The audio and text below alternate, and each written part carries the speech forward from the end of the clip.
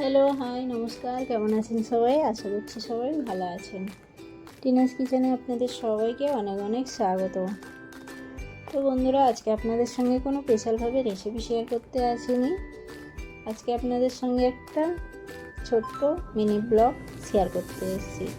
Mini blog বলতে regular আমি দিনটা কিভাবে আমার শুরু হয় সেখান থেকে কিছুটা মুহূর্ত আপনাদের সঙ্গে শেয়ার করতে এসেছি।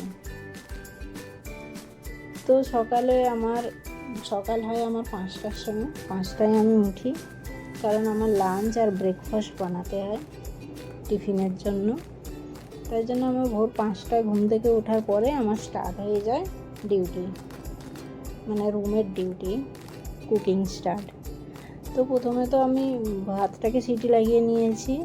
তারপরে এদিকে আমি একটু সয়াবিন আলুর তরকারি বানাচ্ছি লাঞ্চের জন্য, ভাত আর সয়াবিন আলুর তরকারি, সিম্পল চা। আর এদিকে আমি একটু ব্রেকফাস্টের জন্য ভেজ স্যান্ডউইচ বানাচ্ছি।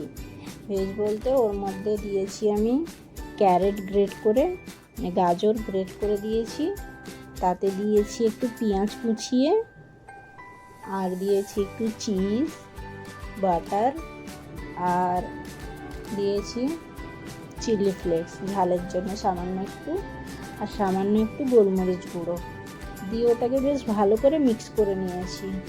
মিক্স করে নিয়ে তারপরে ওটাকে আমি ব্রেডের মধ্যে দিয়ে তাওয়ার মধ্যে সেঁকে নেব সামান্য বাটার দিয়ে।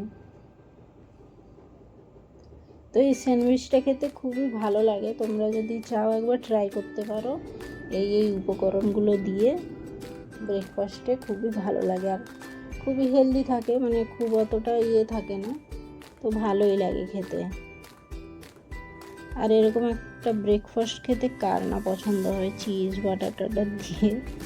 হেলদি হলেও তাও চিজ বাটারটা থাকে, একটু থাকে, তো বেশ ভালোই টেস্টি লাগে, একবার ট্রাই করতে পারো। তো এটা হয়ে গেল আমার ব্রেকফাস্টের মেনু স্যান্ডউইচ। আর এদিকে হয়ে গেল আমার লাঞ্চে সয়াবিন আলুর তরকারি আর রাইস। তো এইভাবে আমার সকালটা স্টার্ট হয়।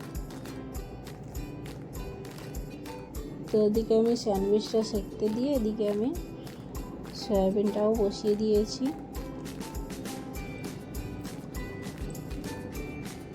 আমি 6:30টার দিকে ডিউটিতে যাই।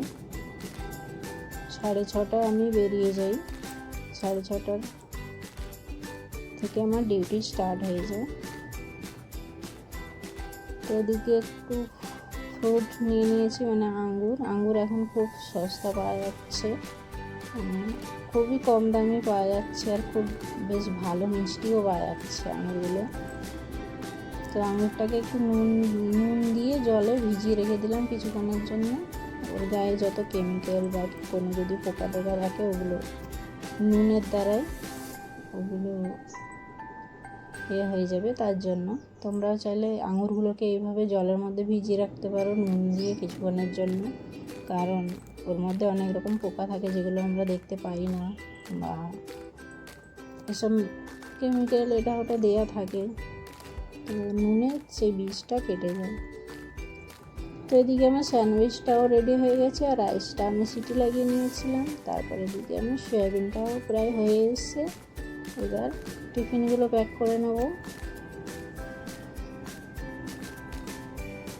তো একটাতে চলে যাবে স্যান্ডউইচ, একটাতে দিয়ে দেবো রাইস আর সবজি, আর একটাতে আঙুর দিলে আমার আজকের